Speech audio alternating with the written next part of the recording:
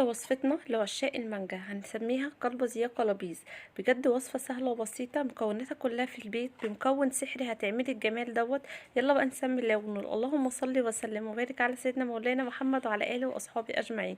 ما تنسيش بقى اللايك يا قمر انت وهي، وكمان كومنت حلو زيك تشجعيني بيه. معايا بقى ربع كيلو من القمح البليله، طبعا غسله كويس، واهم حاجه ان انت قبل ما تغسليه تنقيه عشان بيبقى فيه مثلا زي قش زي خشب، لازم ننقيه كويس او بعد كده نروح غسلينه.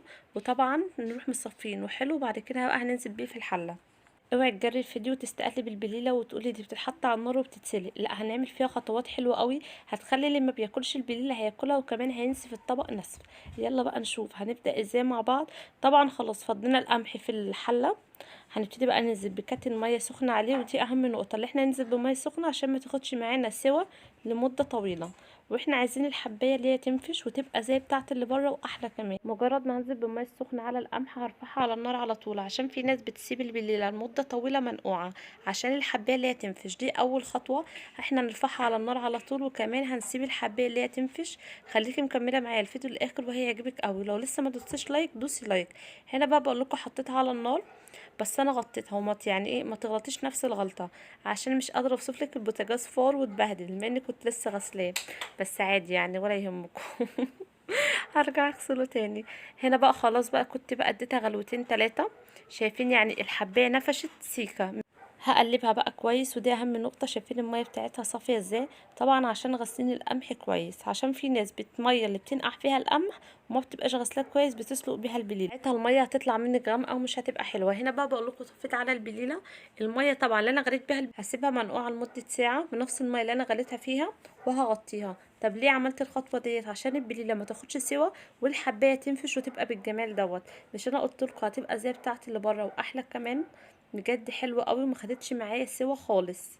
يعني متهيالي على النار نص ساعه، ربع ساعه في الاول وربع ساعه يعني بعد كده بعد ما طفيت عليها. طبعا هي هنا اتشربت الميه، بس طبعا مش كل الميه هنزودها برضو ميه، بس اهم حاجه تبقى ميه سخنه. ودي اهم نقطه اللي البليله او اي حاجه لما نيجي نزودها وهي على النار نزودها ميه مغليه، عشان طبعا ما تاخدش معانا سوا. هديها برضو تقليبه واروح مغطياها، بس المره دي يعني هبقى ذكيه شويه هغطيها نص تغطيه بس بعد ما البوتاجاز اتبهدل.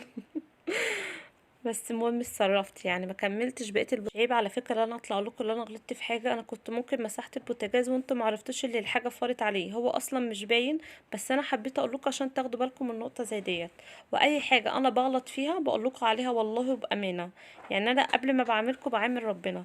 هنا بقى جبت البوله او جبت الشفشه او جبت اللهم صل على النبي الكوبايه، مش عارفه انتوا بتسموها ايه، بس يعني هو لها كذا اسم ما علينا يعني. فضيت بقى اللهم صل على النبي كيس، نزلت بقى بالحليب بس مش الكيس كله، يعني سبت حبه في الكيس هنقول اقل من نص كيلو. هنا بقى دوت المكونين السحر اللي هننزل بيهم اللي هيحولوا البليله بتاعتنا هيخلونا ان احنا نعشقها. نزلت بمعلقه كريم جانتيه ومعلقه من النشا. بقى نقلب المكونات ديت على البارد، عشان طبعا لو نزلنا بالنشا على البليله وهي سخنه هتكلكع وساعتها البليله بتاعتنا مش هتبقى حلوه. هنقلبها بقى كويس اوي، بعد كده هننزل بالخليط دوت على البليله. بس تعالي بقى نحضر برضو المكون السحري التالت. معانا بقى منجايه، كانت الصراحه محيراني وكانت موجوده في الفريزر، قلت اعمل بيها ايه؟ ما لقيتش احلى من الوصفه ديت اللي انا اعملها بيها. طبعا هنحطها على وش البليله وتخيلوا بقى الطعم والجمال، مش قادره اوصف لكم، لا انتوا ذات نفسكم احكموا. هنا بقى كانت متلجه، ابتديت بقى اللي انا اقشرها، بس الصراحه جيت اللي انا اقطعها كانت متلجه، سبتها بقى شويه وبعد كده رحت ايه مقطعاها.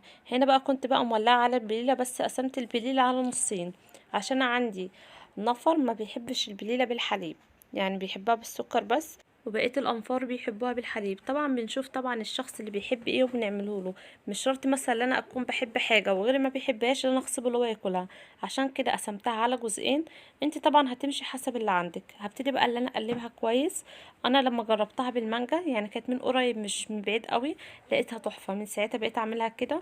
انا الصراحه ما باكلش بليله غير بالحليب. هنا بقى نزلت بكميه السكر، وطبعا السكر حسب الرغبه مش هقدر احددهولك، عشان ممكن مثلا حد بيحب السكر زياده، حد حد بيحبه ناقص، حد بيحبه مظبوط. انا عن نفسي بحب السكر يبقى مظبوط، ما بحبوش اللي يبقى مسكر قوي عشان بينوع النفس الصراحه. انا ان شاء الله زي ما قلت لكم يعني هسيب لكم مقادير في صندوق الوصف. هبتدي بقى ان انا اقلب. هنعمل بقى في اللحظه ديت البليله زي الرز بلبن بالظبط. شايفين بقى القوام والجمال، ومش قادره بقى اوصف لكم على الريحه. نزلت كمان صح برشه من الفانيليا عشان للاسف ما طلعتش في الفيديو. سامحوني سامحوني سامحوني. هنا بقى صبيتها وكانت سخنه، بس شايفين القوام ماسك نفسه بسبب معلقه الكريم الجانتيه اللي احنا حطيناها، وكمان معلقه النشا. طب انا ما عنديش كريم جانتيه، ممكن تستخدمي النشا بس مش شرط كريم جانتيه. بس الكريم الجانتيه بيديله طعم وبيديله كمان نكهه بتبقى حلوه قوي. هنا بقى نزلت بالمانجا، وطبعا المانجا عايزه تملي الكاس على اخره براحتك، عايزه تسيبيه كده برضه براحتك. الشكل دوت بقى حسب زي ما انت محبه. خلصنا بقى البليله والكاسات بتاعتنا وما خدتش مننا اي وقت. قسما بالله العظيم الفيديو دوت انا مش مجريه منه حاجه، غير عشان بس انا حلفت هو مقطعين بس يعني جريتهم.